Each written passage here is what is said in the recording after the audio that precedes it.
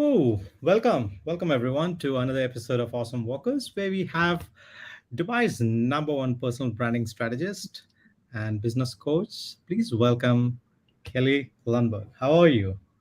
Very good. Good morning to everyone, or good afternoon if you're watching this on our replay. Nice to Yes, be here, Samir. yes, nice. That was my alarm not to miss the podcast. I think you got that one all right. We can tick that off. Yes. How you been? Yeah, really good. Finished the gym this morning, so we were just talking on the pre show chat. It was like, oh, what are people doing in the morning? But it's been a busy morning trying to get ready and be organized for 10 o'clock on a Sunday morning. But it's all good. We're here. Yes, I heard about your 5 a.m. rituals. That I'm curious. Yeah. So what are those? You woke up at 5 a.m. to do the rituals, or you wake up at like 7 and 8 on? No, no, no. I'm a morning bunny. I'm up at 5. I do the gym. I make sure my steps are done in the morning, Mm. my workouts done in the morning, and then I have my hour of power, which is focusing on my biggest tasks of the day. So I usually kind of tick off one or two of those tasks straight after my workout because I find that that's usually when I'm the most productive.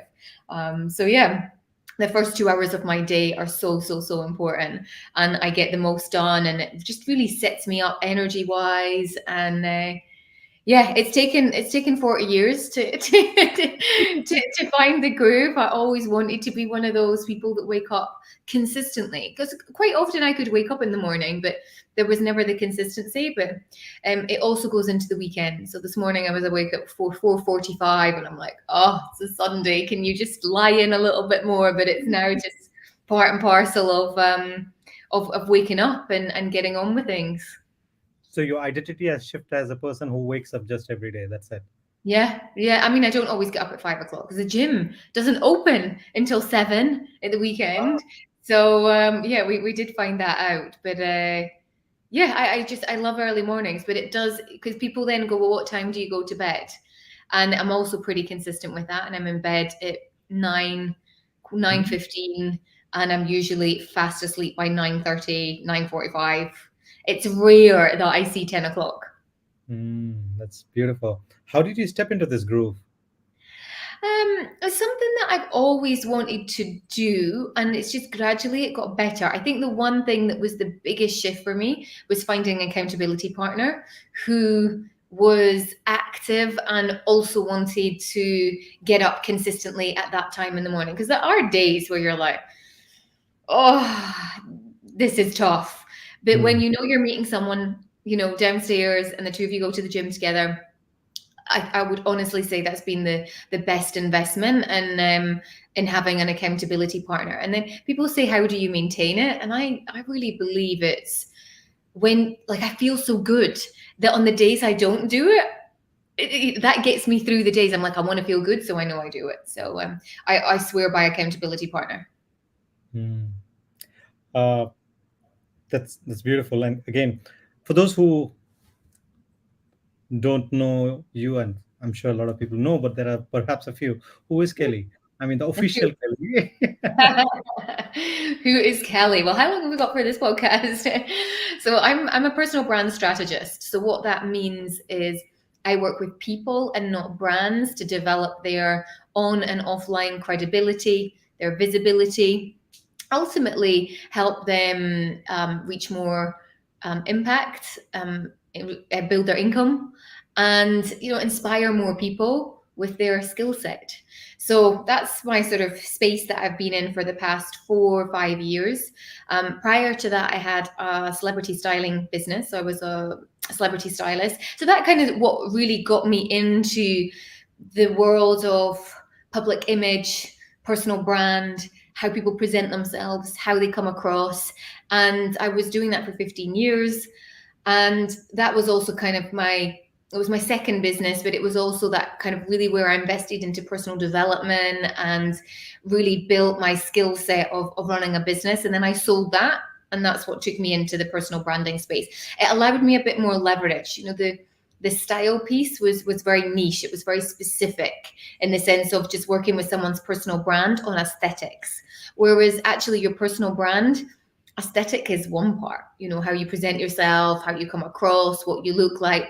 But there's so much more to it. Your digital presence, your thought leadership, opinion, your website, your branding, all the extras, the podcast, the book. Um, there's so much more to actually you building your personal brand than just style. So that's then what took me into the next evolution of Kelly. Beautiful. And before the chat started, the question that you asked me, why are you picking a Sunday morning for this? I could sense, where is the personal brand story coming inside this? Why are you choosing this? Who is your audience? And you're really looking to figure. And I think that's become a way of your being, right? Everything that you do, Mm. you're curious about how it aligns with somebody's journey. Yeah, absolutely. Because I love Sunday mornings. So it's always quite curious when someone chooses to do that. If you'd said to me, can you do this on a Friday morning or a Friday afternoon? I might have been more reluctant because there's other things on. So for me, this worked really well. But I wondered if that was just a personal thing, what prompted you to do it, who's watching, who's listening. It would be great to know, actually, for those that are watching, perhaps they could put live or replay into the comments, and it'll be quite interesting to see, are people up on a Sunday morning or are they watching this on a replay? Either way, it's still great. It's content, it's value, it's connecting with more people. So I love it. Yeah. There's something that you just mentioned about you starting a business and you selling it off and then you starting this new one.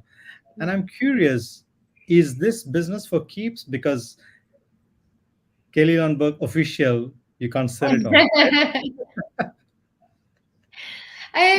I think you always have your personal brand. So I always talk about your personal brand if you're talking about Kelly Lundberg official, and I'll go into why it's that in just a minute.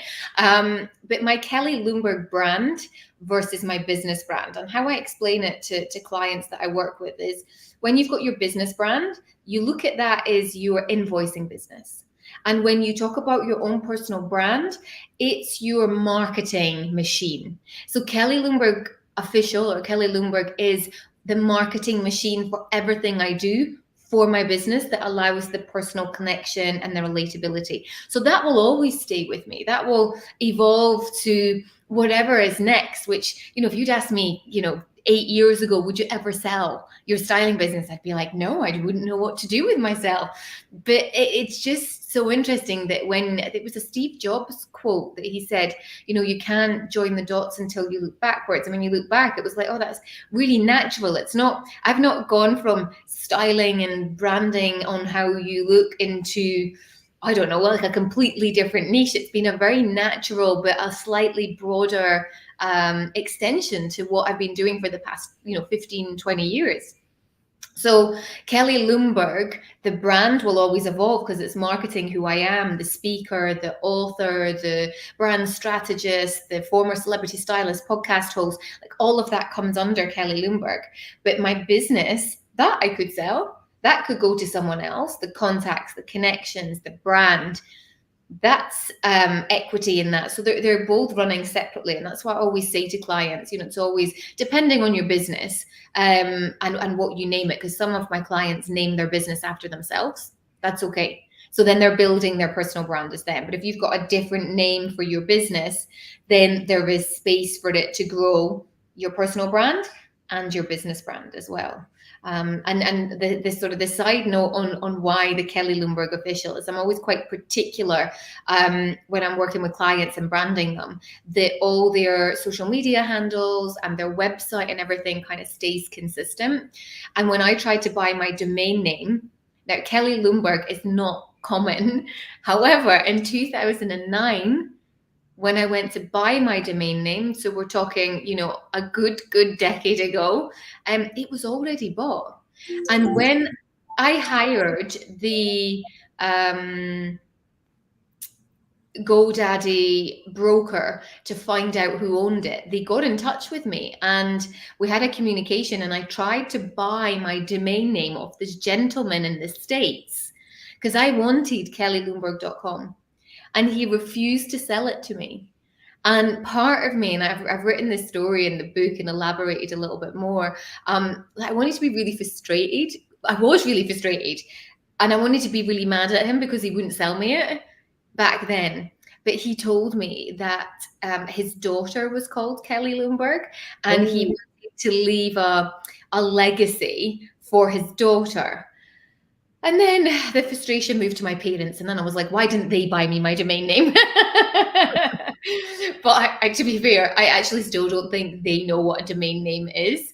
hmm. So I actually went under what people had told me back in like 08, 09, that .co was going to be the next big thing. And I bought kellylundberg.co and started to build my brand off that. So this was probably before Instagram or, any of that was around.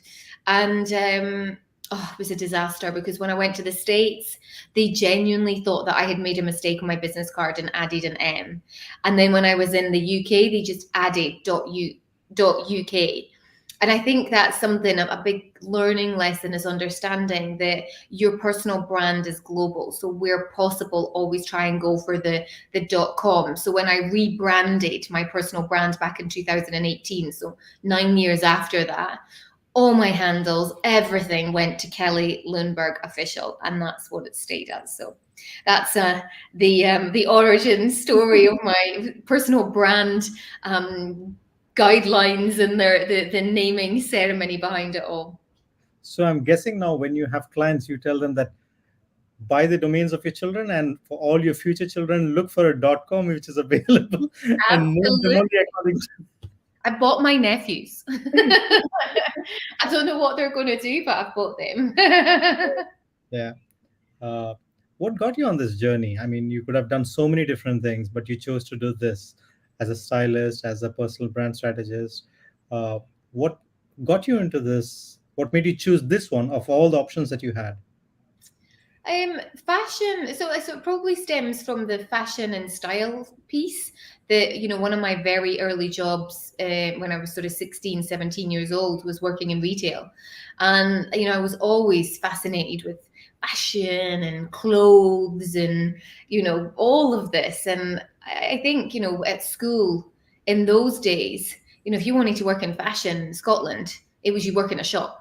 There wasn't opportunities like there are now of personal shopper or stylist to the stars. Like I never knew that any of that sort of existed. So my background was very much kind of style and helping people with how to present themselves. Then when I moved to the Middle East, I was actually cabin crew. So I was 21 and I was going through that sort of, what do you do with your life as someone who didn't actually go to university? I was a very curious person, traveled a lot, and cabin crew gave me that opportunity to visit the world and not do it in a backpacking style, which was not me because it's a very big challenge to travel with anything less than 10 kilos, as my future husband has found out. So yeah, so there was that element. So that's what then took me into, fashion and style. And then after doing that for 15 years, and I worked a lot with CEOs, celebrities, high profile clients, royalty, who were really having to present themselves. And I started to see that there was so much more to it than just style. I was giving them advice on how to present because I'd done a TEDx talk. I was giving them mentoring support on buying their domain name, on branding their personal brand and owning that. And I was like, there's definitely a business in this. And it was during sort of the latter end of 2019 and then during COVID that I really got clarity on going, this is the next version. I turned 40 and I was like, I'd sold my business. I'd sold my business like 2 years before. So I'd been, finding my feet through the sort of the mentorship space. And I was like, no, and I created my own system, looked back at sort of the last 20 years. I've been building my brand actively since 2009. And it was just people were coming to me and going, well, how did you do this? How did you do this? How did you do this? And I always think that's a real natural extension to going, do you know what? There could be a business in this when people are asking you, how do you do something? Hmm. And when someone comes to you as a client, how do you approach them? Because they could be from different aspects and different backgrounds. If you're working with royalty and if you're working with CEOs, their Yeah, aspirations or outcomes are completely different. yeah. It's a great question, and it is, as much as my formula I've got 7 clear steps. Clients vary on depending on where they need the support with most. Some may need it in the speaking section, some may need it in the spotlight, some may need it in style, and some may need it on strategy. So that's very much the personalized piece. When it comes to, because there's different aspects. So with entrepreneurs, one of the things that I do have is a group program, and that's really good for entrepreneurs who are just starting out and kind of in the same space or a similar space, or maybe under 2 years into their journey, they haven't worked on their personal brand, and they get a lot from each other through that. When you're working with CEOs or maybe someone who's got a developed business but hasn't worked on their personal brand, then their strategy is very much kind of personalized and going, well, what do you want to achieve? Where's next? And where do you want to go? So you've got that from the sort of the CEO, but sort of some of the clients that I'm working with just now are working in a corporate environment, but they're foreseeing that board level is on the horizon within the next 5 years. So they're already positioning, or consultancy of some sort once they've come out. So they want to position their personal brand within the corporate organization, but so that they're ready to move to board level. And that's what boards are looking for, is what else are you doing? What's the equity in your personal brand? Yeah. And it's very interesting to see it, because entrepreneurs really value it because they're selling themselves at the end of the day. Whereas when you're in corporate, I think those that were in corporate see less of an urgency to do it, or maybe less of a need, but actually there's the same level required. It's more competitive now, but also depending on where you want to take your career going forward. Even Sheikh Hamdan is on LinkedIn, right? So it means working on their personal brand. Even at royalty level, everyone's really actively working on it, and that really distinguishes people. Are really looking at social equity. They're looking at what is the voice that you're bringing to our business or to our company. Uh, what's your most favorite success story? Oh, I have a few. I think one on LinkedIn, again, I've popped her story in my book because I love it. So, Barbara was one of my clients. She actually was working on her personal brand for her coaching business, and it was her side hustle while she was still working full time, as many of my clients are transitioning into the next space, which is why they're coming to get support with their strategy. And she unexpectedly lost her job. And, over a period of sort of 2 or 3 months of us working together, she'd said, what I'm doing is not working. So I said, okay, I think we need to change the tactic and let's focus on personal brand strategy for you to find a new job with, rather than your side hustle right now. And she's like, I want to stay in Dubai. And, there were so many big defining points that made her want to really push this. So we came up with a strategy where I suggested that she actually go and buy hirebarbara.com. So she went and did, and I knew she could develop a website because I had seen her coaching business website. So I said, develop it to the point that it's got your CV that you can download. It's got all your achievements on it, nice pictures, because she'd done all the branding piece to that point. And then I said, that was step one. And then step two was to then create a very authentic, honest update and video on where she was on her career journey. And she followed the formula that we use within posts and creating content. She did everything. And it's the thing, I think, you get what you want out of developing your personal brand strategy and the growth from that. And the clients that get the best results are always the ones that take action and they do it consistently. And Barbara was one of those that was like, no, I'm in it, and I'm going hard to make sure that this works. And she did all of that. So she posted the video onto LinkedIn, and over the period of sort of 5 days, I got regular updates on what was happening. And by the 4th or 5th day, I get a voice note, and I remember very clearly where I was when I was listening to it. I was putting on my makeup at the time in the bathroom, listening to her voice notes. It was like 7:30 in the morning, 8 o'clock, and she's like, Kelly, you'll never guess what. I think we've broke LinkedIn. And I was like, so I'm listening to her message and anticipating, going, what's happened? And basically, this video that had gone out with the clear call to action in her story at that point had generated over 4.2 million views and had gone viral.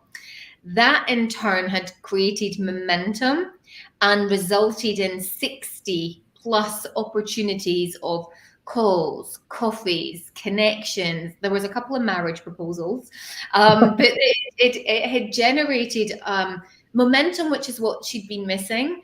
And not all of the, the coffees and the interviews, resulted in a job. But what it started to open was opportunities and confidence. And in the space of 3 weeks, she got a job, and it was actually paying her more than the job that she'd been made redundant from. So that's just one of many. Because people say, "Oh, can you put a financial figure on how much my personal brand's going to increase or what it's going to be worth?" And some clients make back in one speaking job what they paid to work with me, one, and then they continue to make that. Like, you look at Barbara, then she's got a job that paid her more than the job that she was in. So there is definitely the financial reward when you work on your personal brand. There's got to be the consistency and the effort that's required to do it. I often refer to your personal brand a little bit like a long-term savings account. And the more that you invest in yourself with your personal brand equity, the more that you invest in that long-term savings account, the better the Yeah. yield will be. And that's exactly the same in personal branding. How do you deal with people who don't have consistency in their approach? They're your clients, and they want to evolve their personal brand, but they are like, yeah, I will do it. I will do it. How do you deal Yeah, with that? Do you have a formula for them? this is another really good question, actually. I haven't found a secret to that, because at the end of the day, people have got to want to do it. It's like going to the gym.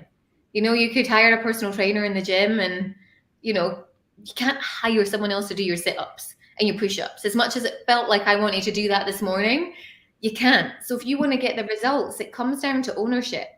And I Mm. think that is part of your personal brand. If you can't take ownership of being consistent with your personal brand, how do you expect to get results? So it's one of those things that, sure, life gets in the way and some things happen, and you might take a month off. And a lot of my clients are mums currently who are trying with that ever tug of war of the kids are on school holidays and I need to focus on them. I totally get that. So there is that period where some people are like, you know what, I can't actively work on my personal brand in this space. That said, when they're back into their routines, it picks up again. But if someone is actively doesn't want to do it, it's got to be down to them to do it.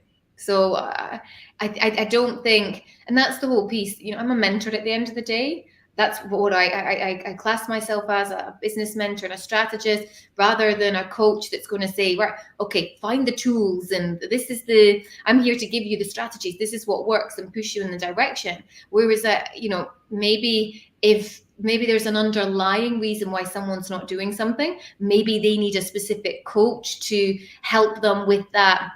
Why am I not doing it? And it's maybe lack of confidence and undervaluing, and they've got a whole load of trauma that they need to release from that space. Maybe I'm not the right person to deal with that. But generally, when people come to me, they want results, and I will very much help them to get into that space. Do you say no to clients sometimes? Do you Oh, say, yeah, yeah. yeah? Yeah. First time I did that was really hard. So, what are the top reasons why you would say no? We don't connect. And I think that's really important when you're working, especially one-to-one with people. I think there's got to be a connection. And if there's no connection, then you're doing a disservice to yourself, and Yeah. you're doing a disservice to your potential client. So I think it's really important to be able to say, so I always have a call with anyone that I'm working with beforehand to go, do you know what? Can I help you get the results? You're in that space. Would you say no to clients?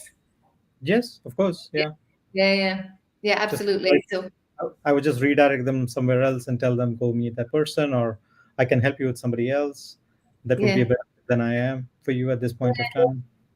I remember doing that years and years and years ago. It was a very big lesson. I had a styling client, so we're talking could be 12 years ago, and this lady, she thought I was what she needed to help her feel better. She thought Mm, it was a stylist, but when we really got to the nitty gritty of me helping her choose clothes and styles, she hated everything, like every single thing. There wasn't one thing that we tried on in the 2 hours. And I said to her, do you know what? And to the point that it was emotional. She was tearful. It wasn't a pleasant experience for both of us. And I said to her, do you know what? I think we should go and sit down and have a coffee and just call it a day. And then really understanding that that has nothing to do with me. She was mm, very unhappy in herself and suggested, had she thought about seeing someone else for some of these feelings and the way that she was. And she was like, I hadn't ever thought about it because I thought that just getting new clothes would help me with it, but it mm. doesn't. Yeah. That's also, so I want to connect this to uh, authenticity, because Mhm. your personal brand is completely about being authentic and being who you are and being vulnerable. Uh, is it possible to build your personal brand without authenticity? Oh no, absolutely not. And I think you could get away with it for a little while, but then it's either exhausting. I haven't done it, so I wouldn't know. Like I am very much who you're seeing right now is very much who you get in person. I think some people do try to pretend to be someone else, but you can't maintain that. Or then they disappear and you never see them again, and they've reinvented themselves as someone else. So I think authentic, but people are authentic to varying degrees. I think the piece that people miss is potentially the vulnerability, and combining the authenticity with, it's okay to be a little bit vulnerable, make a mistake, try, I'm being honest that this worked, this didn't work, this is how I felt. And with that brings authenticity. Hmm.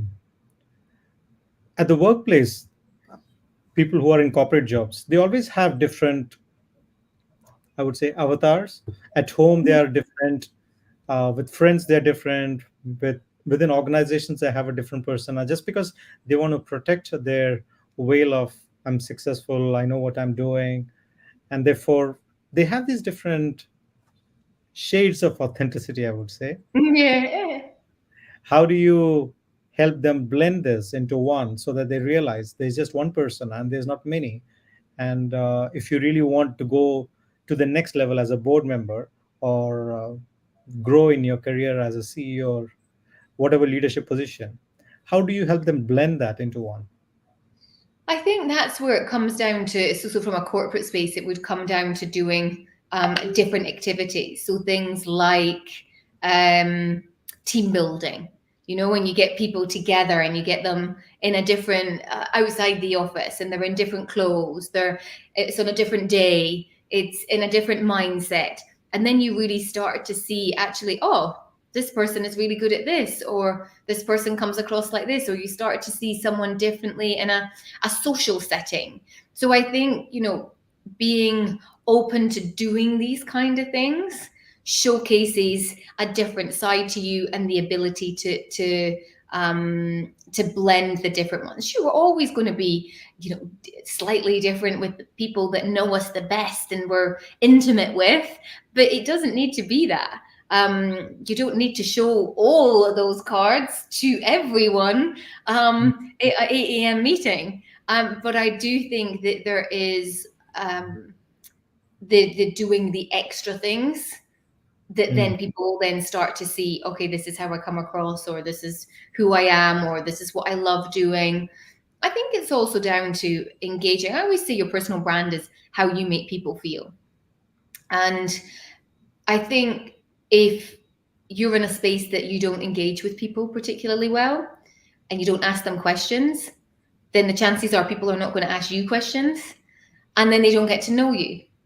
mm, And I think that it's all about finding a way that you can share a little bit, but you don't have to share too much, whether that's in a post about, spent the weekend with my horses. or doing something that is personal, that gives people that little bit of, oh, I didn't know that about that person.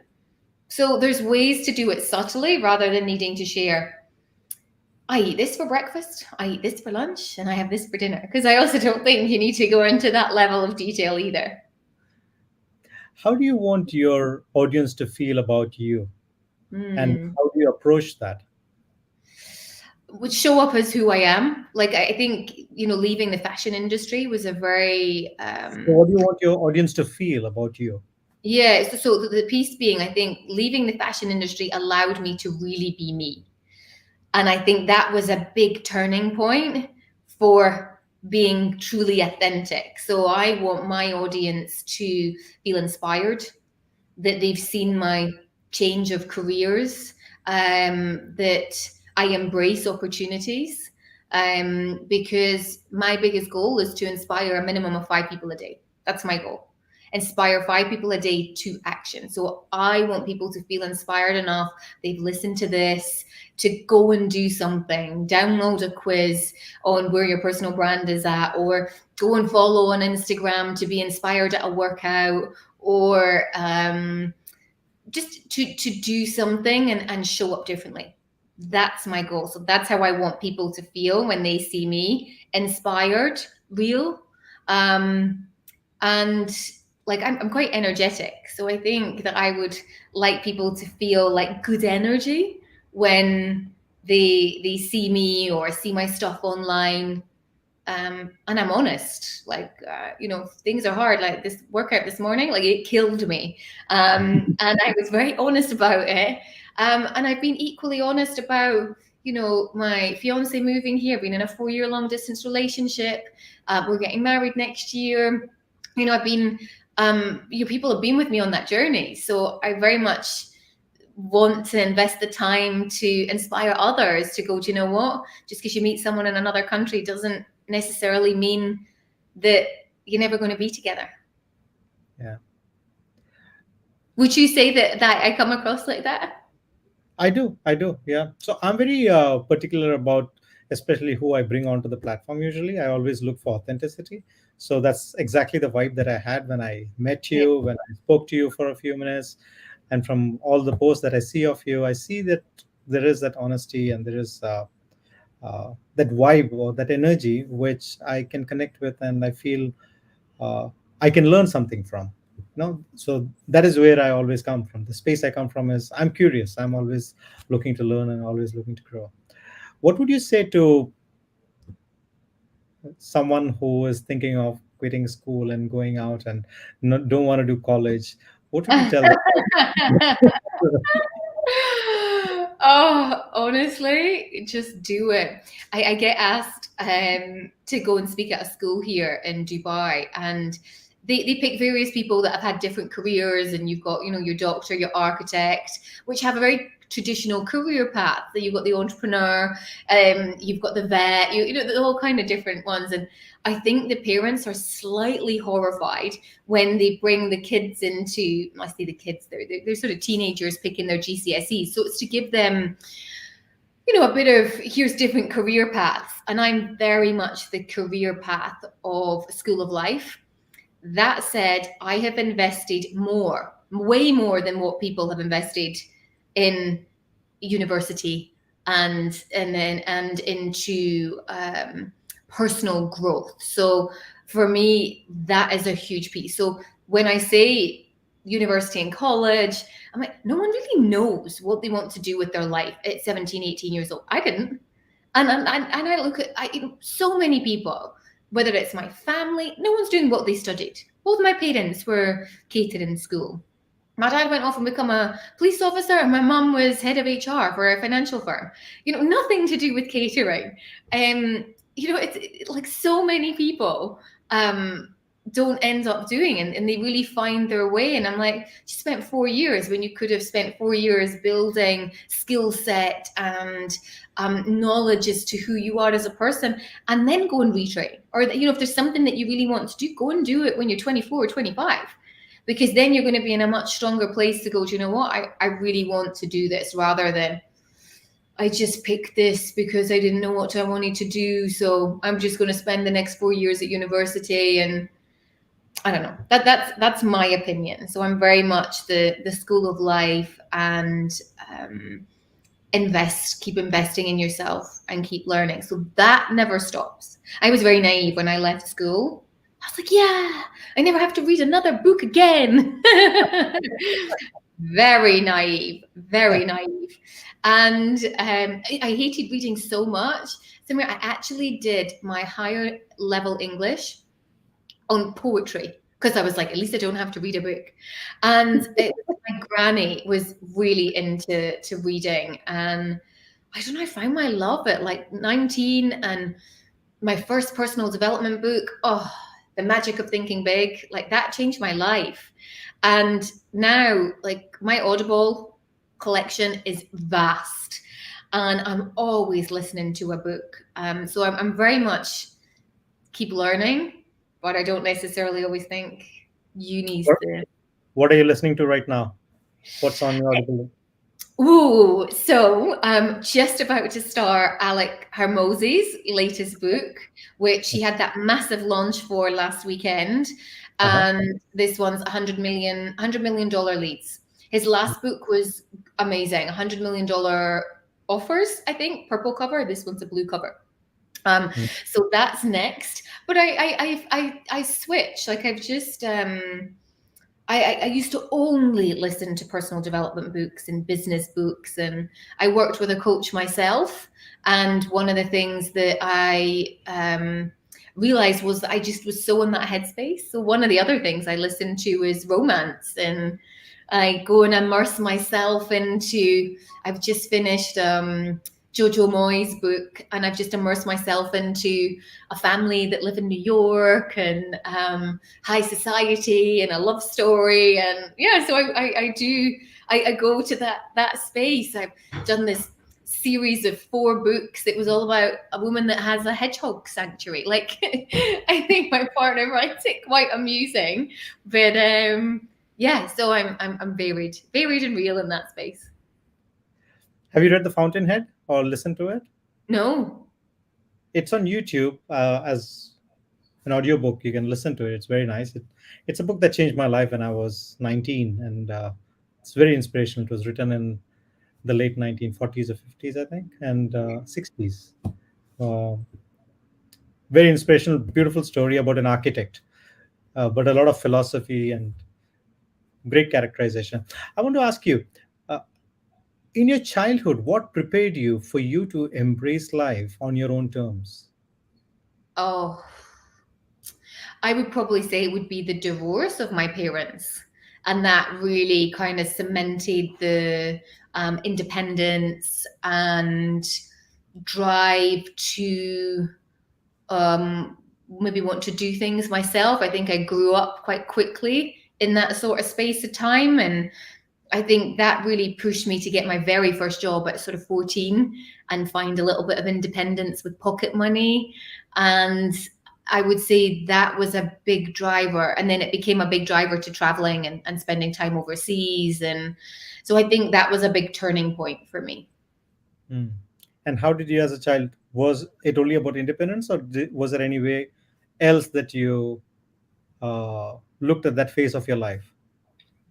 In what way? As in, like during my period, was there anyone that inspired me, or?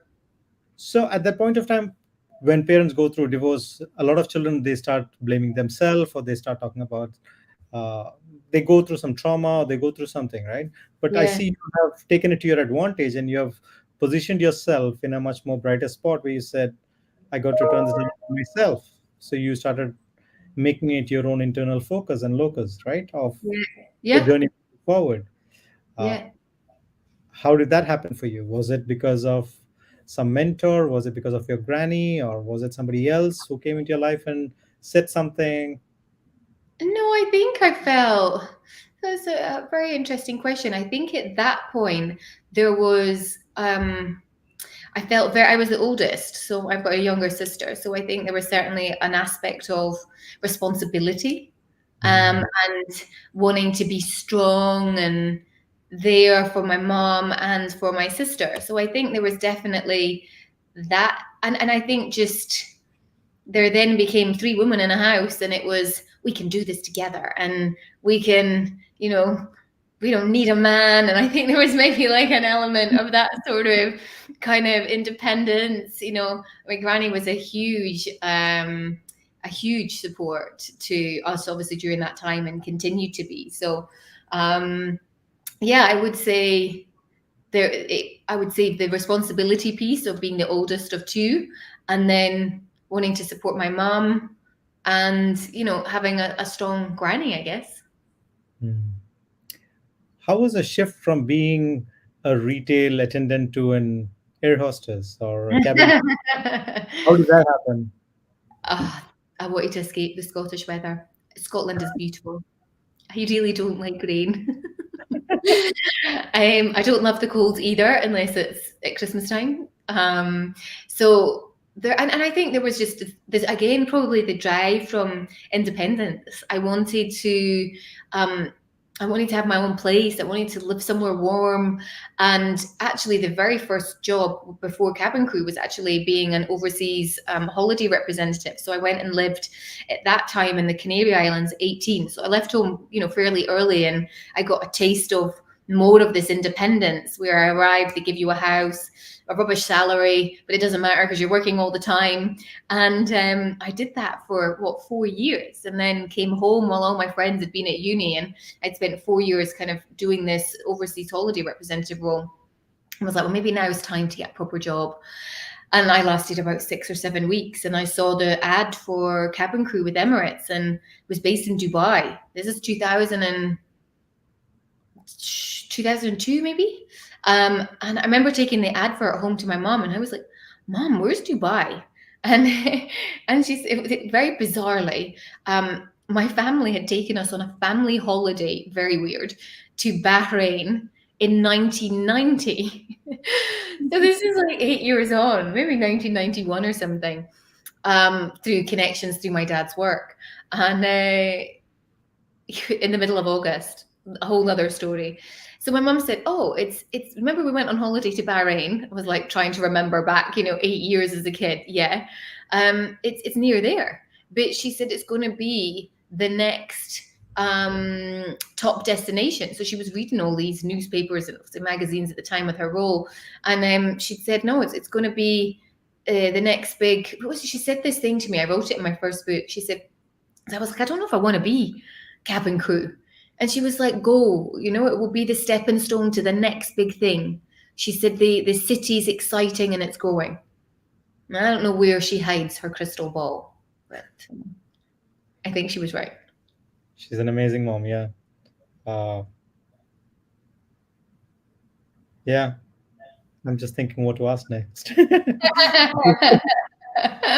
Well, I'll give you this. You've had some really, really good questions, and they've been really different. And I'm always very grateful. I try and go onto as many podcasts and, LinkedIn Lives, IG Lives, because I really genuinely love sharing my Mm, knowledge. Like, life's too short to do everything yourself. Like, learn from other people. yeah. But you've asked some really thought-provoking and different questions, and I really appreciate it. So Thank you. thank you. I was thinking about the school of life that you said. Have you ever considered starting a school of life for students who don't want to go to school? Yeah, no, maybe that's what I'll do in retirement. Maybe. Because But it's a dream. there's so many fun things you could do in that. Oh, love it. Yeah. Have you heard of this school called Summerville in UK, I think, where you can go and there is no curriculum, there is no teachers, there's nothing. You just go there and you just be. I've never heard of it. I'm going to go and research it. Not that I have children, but I'm just very curious, so I'd love to have a little look. Yeah, it there's a documentary about the movie about the school, and it was an experimental school started in the 1920s, I think, by somebody, and I don't think it caught on, but yeah. Working with you, how does someone start? to work with me. So I always have a call with someone. I always personally, at this moment in time, while I can, speak to people on a one-to-one basis, give them the opportunity to have a 30-minute call, because it goes back to that. I'm working personally with people. I need to have that connection. So I have the opportunity where people can go onto any of my websites or my social media platform, and they can book a call with me, and we can find out how we can create some magic together. So that's where it starts. I've got a free quiz for people that want to maybe see where their personal brand is at and ask themselves some interesting questions, and we give them a report. So that just takes 60 seconds to fill in. So that's a good place to start. And I do a lot of free stuff. Like tomorrow, Monday evening, 7 p.m., I've got how to monetize your personal brand masterclass. So I do a lot of these things just to connect, engage, and see where I can support and help people. 5 years down the line, do you see yourself selling this business, or do you see yourself growing it even further? I don't know. Certainly, my personal brand will keep evolving with me. So wherever I go into it, whether the evolution of who I work with slightly changes.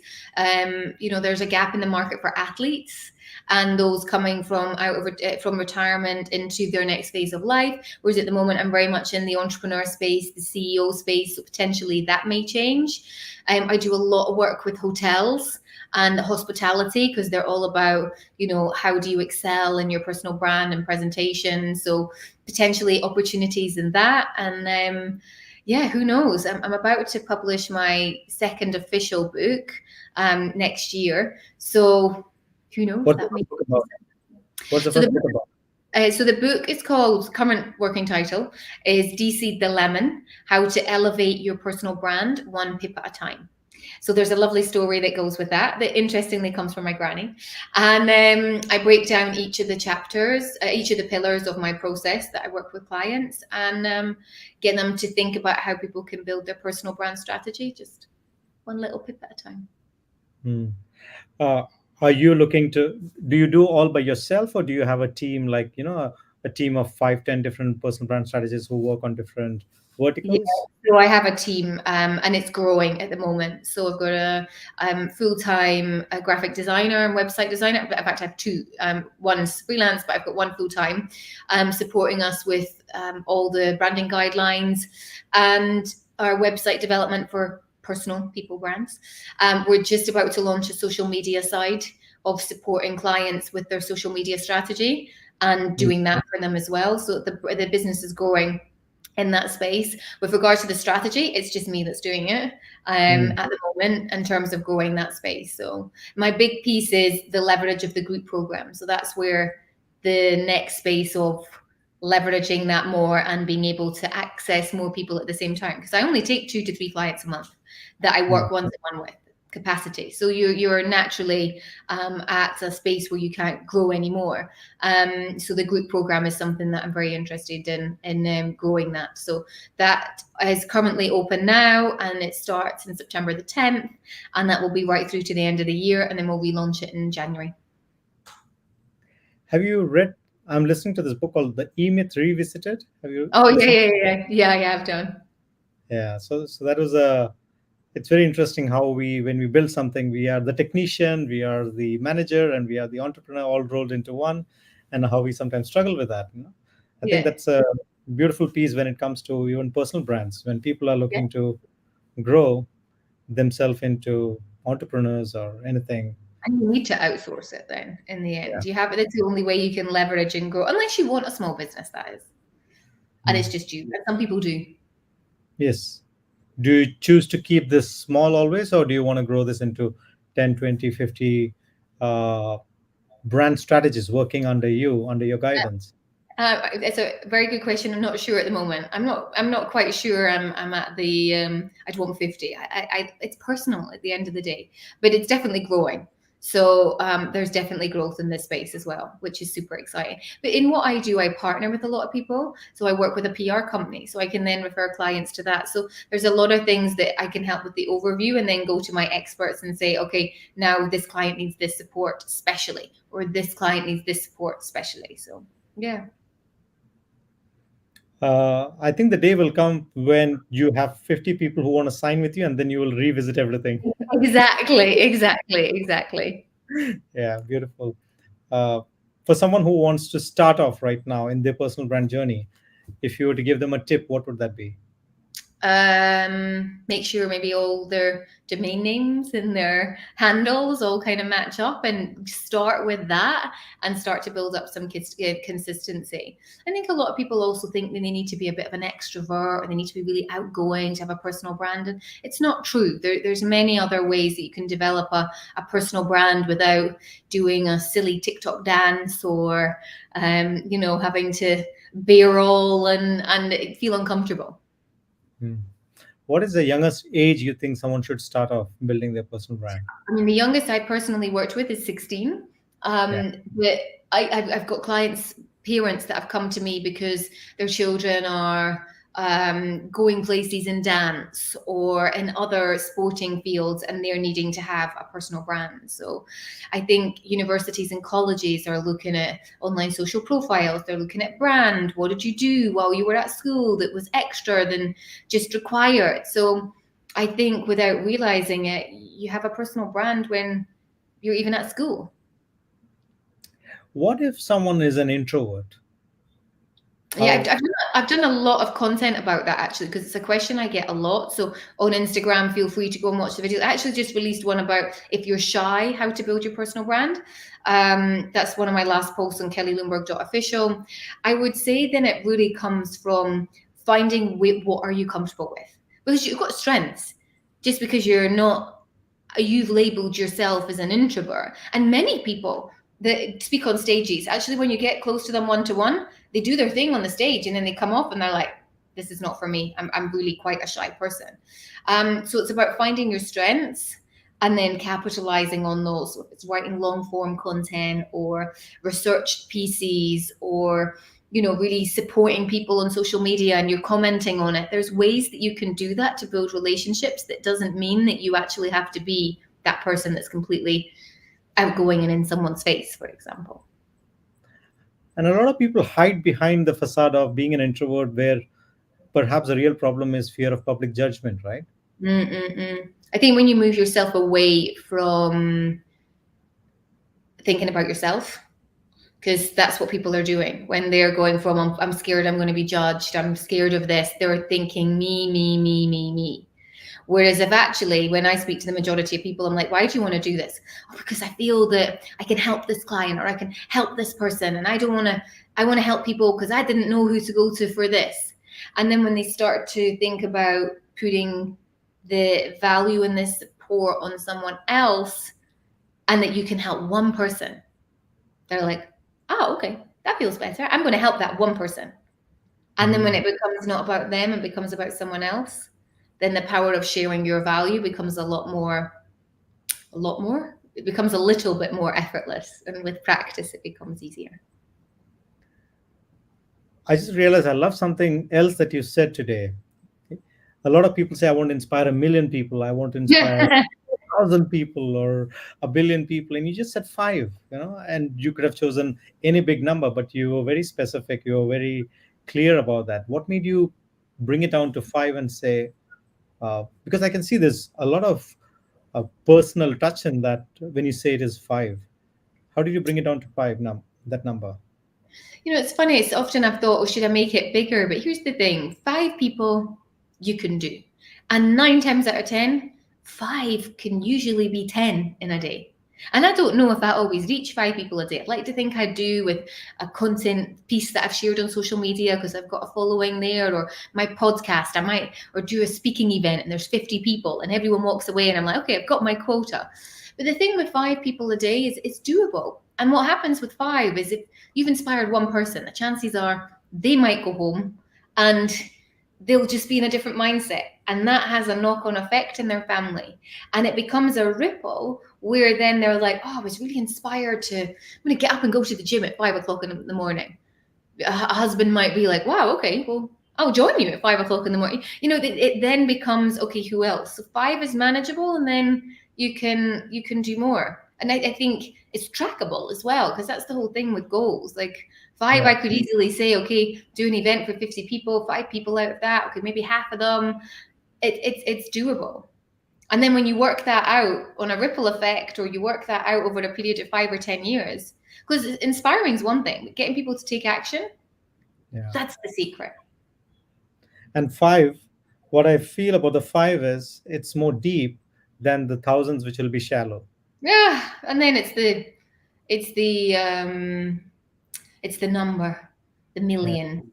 Like I could work that out over a lifetime. It might be millions, but 5 a day, then that means someone listening to this goes, you know what? My goal might be 5. Go for it. Yeah. I hope at least five people are going and registering their own domain. Yeah. Well, we can ask again in the comment section for those that are listening to this and watching this.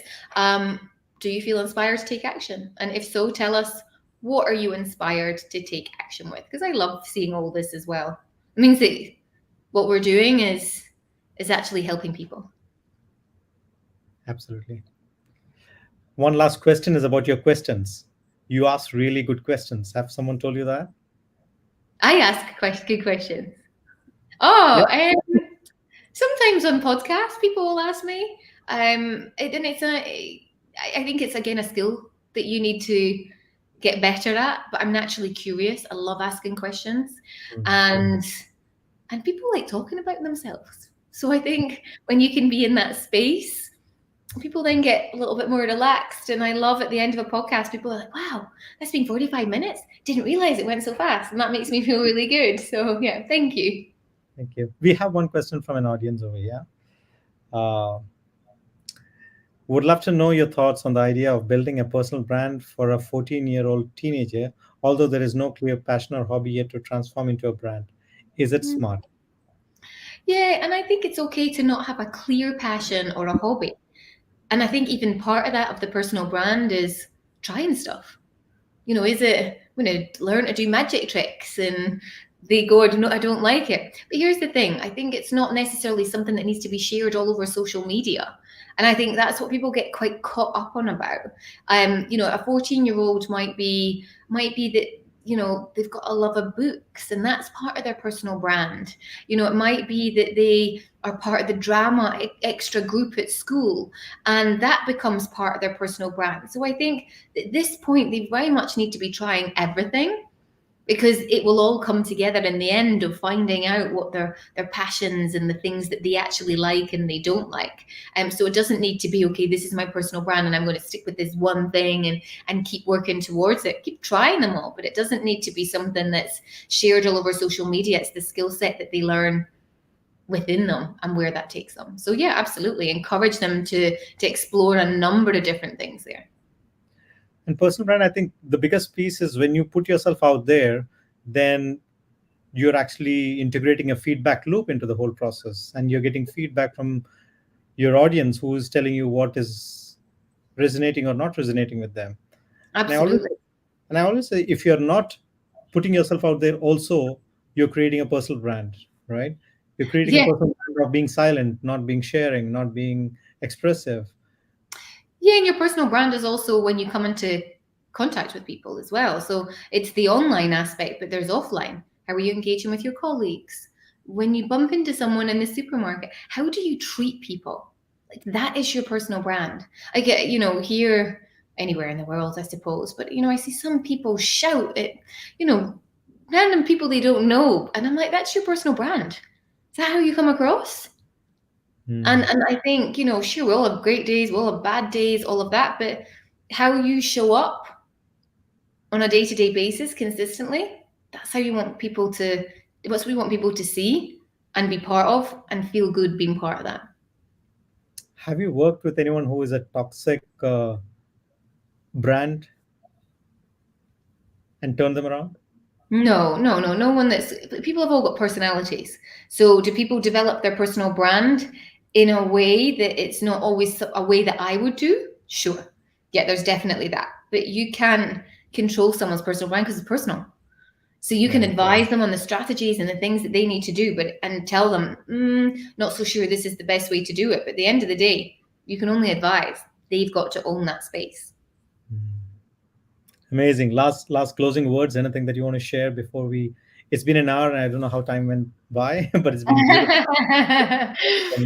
But yeah, No, it's been excellent. No, so I think we've shared a ton of value. I've got so many free resources out there. So if anyone wants to go and have a little look, follow me on LinkedIn or on Instagram. I'm always sharing up to 2 reels a day of value and value adds. So yeah, come can you and see it. say so? Tomorrow's event. Can you just tell a little bit about that so that someone can they'll know where to go and sign up for it and how to Yeah, get so I'm doing how to monetize your personal brand. There's a link on my LinkedIn page. There's a link on my Instagram page because people don't understand that they can monetize their personal brand and you don't need thousands of followers. So I'm going to be talking about how I monetize my personal brand. It's really real. I show you figures. I talk about all of this. I'm not scared to talk about money in that space because I think it's giving people an idea on and inspiration or where they could go and the potential with their personal brand. So at 7 p.m.